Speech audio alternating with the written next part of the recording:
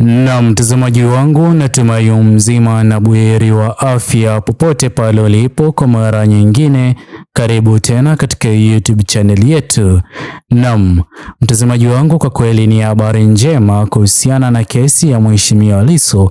Uhuru wake Mheshimiwa Lissu haupo mbali, kwani bunge la Ulaya limeweza kutoa kauli nzito kuhusiana na jinsi ambavyo hivi sasa katika Jamhuri ya Tanzania itakuwa ni jambo jema uchaguzi mpya uweze kufanyika, na pia viongozi wanaozidi kushikililiwa na kesi za kisiasa akiwemo Mheshimiwa Tundu Lissu aweze kuachiwa huru, walioweza kutekwa na kutoweka katika hali ya njia tatanishi akiwemo Mheshimiwa Humphrey Polepole aweze kuachiwa huru.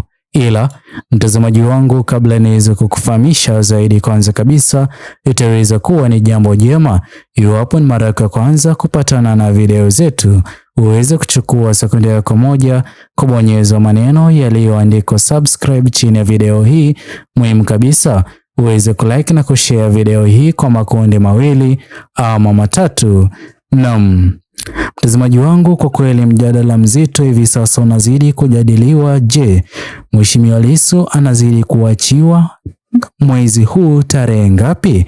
Kwani huu ndo mwezi kamili uliokuwa umeweza kuratibiwa Mheshimiwa Lissu ataweza kuachiwa huru. Na pia mtazamaji wangu, itakuwa ni jambo jema iwapo utaweza kutuambia unakozidi kututazama kutoka eneo gani, mkoa gani ama taifa lipi. Na mtazamaji wangu, kwa kweli siku ya jana kuliweza kufanywa mjadala mzito kuhusiana na jinsi ambavyo kitakachokuwa jambo sahihi katika Jamhuri ya Tanzania ni uchaguzi mpya uweze kufanyika. Na uchaguzi huu, mtazamaji wangu, utakuwa ni uchaguzi ambao hautaweza kufanyika kiolela kamwe, kwani sote tumeweza kuona madhara yaliyoweza kukumba Jamhuri ya Tanzania baada ya uchaguzi ulioweza kufanyika kuonekana kuwa uchaguzi ulioweza kupendelea pakubwa viongozi wakuu wa chama cha CCM. Hii ni baada ya kunyima fursa chama pinzani, chama Chadema, kushiriki katika uchaguzi wa mwaka 2025, hatua ambayo iliweza kuzua mjadala mkubwa. Na mtazamaji wangu, leo hii amini usiamini, bunge la Ulaya limeweza kutoa kauli na tamko ya kwamba uchaguzi uweze kurejelewa katika Jamhuri ya Tanzania, jambo ambalo ni pigo kubwa kwake Rais Mama Samia Suluhu Hassan na viongozi wote wakuu wa CCM kutokana na uhalisia wa picha ambayo imeweza kuonyeshwa na viongozi wa chama hicho kuanzia kipindi na wakati ambapo vijana Gen Z walikuwa wakiandamana kuomba haki, marekebisho yaweze kufanyika katika Jamhuri ya Tanzania hata kabla ya uchaguzi mkuu wa Oktoba 29 mwaka 2025 kufanyika, jambo ambalo viongozi walioko madarakani waliweza kulipuuzilia mbali, kulikataa na hata kutokuwa tayari kufanya maridhiano ili kusikiliza vijana Gen Z ni nini walichokuwa wanazidi kukipendekeza kifanyike kabla ya uchaguzi mkuu huo kufanyika. Mtazamaji wangu, kwa kweli hivi sasa inaonekana wazi kwamba viongozi hao wanazidi kujutia maamuzi waliokuwa wameweza kuyafanya kutokana na changamoto wanazozidi kuzipitia hivi sasa. Mtazamaji wangu, hii hapa inazidi kuashiria wazi jinsi gani ambavyo hivi sasa kweli viongozi walioko serikalini, kutokana na kesi inayozidi kuendeshwa na bunge la Ulaya, ni muda wa miezi ya kuhesabu tu. Viongozi hawa huenda wakaweza hata kukosa ajira. Mbaya kabisa, wananchi wa chini nchini Tanzania watakuwa hawana imani kabisa na viongozi hao, hasa kutoka katika chama cha CCM.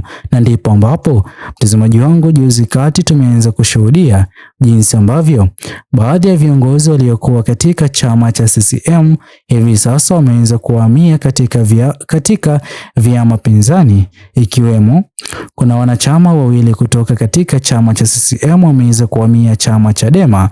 Hii hapa inazidi kuonyesha wazi jinsi gani ambavyo mgawanyiko mkubwa ndani ya Chadema hivi sasa unazidi kuonekana. Na mtazamaji wangu, ikumbuke kwamba haya yote Mheshimiwa Josephat Gwajima na ushirikiano wake Mheshimiwa Humphrey Polepole waliweza kuwa miongoni mwa wanachama wakuu wa CCM, kutofautiana kabisa na kile kilichokuwa kikipangwa na kufanywa na viongozi hao wakuu wa CCM. Iliweza kuashiria wazi ya kwamba kile kilichokuwa kikifanyika sio kwa manufaa ya wananchi wa Tanzania, bali ni kwa manufaa ya viongozi hao walioko madarakani, hasa ngazi za juu, jambo ambalo halitaweza kusaidia kujenga Jamhuri ya Tanzania, bali kuibomoa na kuendeleza miradi ya viongozi binafsi. Mtazamaji wangu, kwa kweli jambo hilo hivi sasa linazidi kuonyesha jinsi gani ambavyo idadi kubwa ya wananchi wa Tanzania waliweza kujutia maamuzi walioweza kuyafanya katika uchaguzi ulioweza kupita, hasa wale walioweza kupigia kura viongozi wakuu wa CCM, kwani kile kinachozidi kufanywa na bunge la Ulaya hivi sasa inazidi kuonyesha mabaya yote ambayo Watanzania walikuwa hawayafahamu kuhusiana na viongozi wao wakuu wa serikali hiyo ya CCM. Na pia mtazamaji wangu, kuonyesha jinsi gani ambavyo swala hili ni swala kubwa ambalo limeweza kuyumbisha serikali yake Rais Mama Samia Suluhu Hassan. Juzi kati sote tuliweza kushuhudia jinsi ambavyo viongozi wa bunge la Ulaya waliokuwa wakija katika taifa hili ili kufanya uchunguzi kutokana na ghasia za maandamano ya Oktoba 29 mwaka 2025 hadi Novemba 3 mwaka 2025 waliweza kuzuiwa kuingia katika mipaka ya Jamhuri ya Tanzania, jambo ambalo linaashiria wazi swala hili sio swala ndogo, na viongozi walioko madarakani kwa mbinu zote zile wanazidi kutumia ili kujaribu kupoteza ushahidi kuhusiana na yale yote yaliyoweza kutokea katika maandamano ya amani ya vijana Gen Z. Ila ikumbuke kwamba kutokana na teknolojia ambazo zinazidi kutumika hivi sasa, mtazamaji wangu, itakuwa ni jambo gumu kwa kuficha yote yaliyoweza kutokea, na mbaya kabisa kama chama Chadema kilivyokuwa kimeweza kuomba uongozi ulioko madarakani kuwasilisha wote walioweza kuhusika kwa swala la utumiaji wa nguvu kupita kiasi kwa kupiga waandamanaji risasi waweze kukamatwa na hata kufunguliwa mashtaka. Mtazamaji wangu, hakuna hatua ya aina hiyo imeweza kufuatia, na ndipo ambapo hivi sasa kwa kweli serikali iliyoko madarakani ipo njia panda. Je, itaweza kuwataja wote walioweza kuhusika kwa swala la utumiaji wa nguvu kupita kiasi kwa kufetulilia waandamanaji risasi badala ya kuwapa ulinzi ili waweze kufanikisha zoezi lao la kikatiba katika Jamhuri ya Tanzania?